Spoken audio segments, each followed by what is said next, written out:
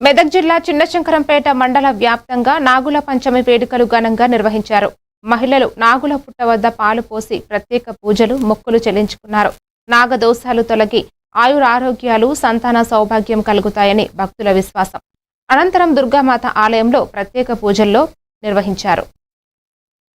చాలా ప్రత్యేకమైన రోజు. నాగదేవత ఆశీస్సులతో ప్రతి సుమంగలి దీర్ఘ సుమంగలిగా ఉంటారు. పెళ్లి కాని వాళ్ళకు పెళ్ళి అవుతుంది, సంతానం లేని వారికి సంతానం జరుగుతుంది.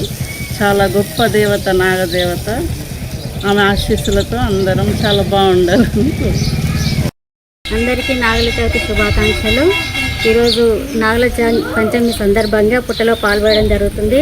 ఎందుకంటే పుట్టలో పాల్గొనడం వల్ల నాగదోషాలు తొలగి అందరూ సుఖ సంతోషాలతో ఉంటారని మన ప్రజల నమ్మకం. కాబట్టి ఈరోజు అందరూ భక్తి శ్రద్ధలతో వచ్చి నాగుల పంచమి జరుపుకోవడం జరుగుతుంది.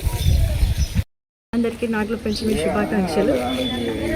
ముఖ్యంగా మహిళలకి శ్రావణ మాసంలో వచ్చినటువంటి తొలి పండుగ నాగుల పంచమి. శ్రావణ మాసం అందరూ మహిళలందరూ చాలా భక్తితో అందరూ ఉపవాసాలు పూజలు ప్రత్యేకంగా అమ్మవారిని ప్రతి శుక్రవారం కొలవడం జరుగుతుంది. అందులో మొదటి పండుగ ఈ నాగుల పంచమి.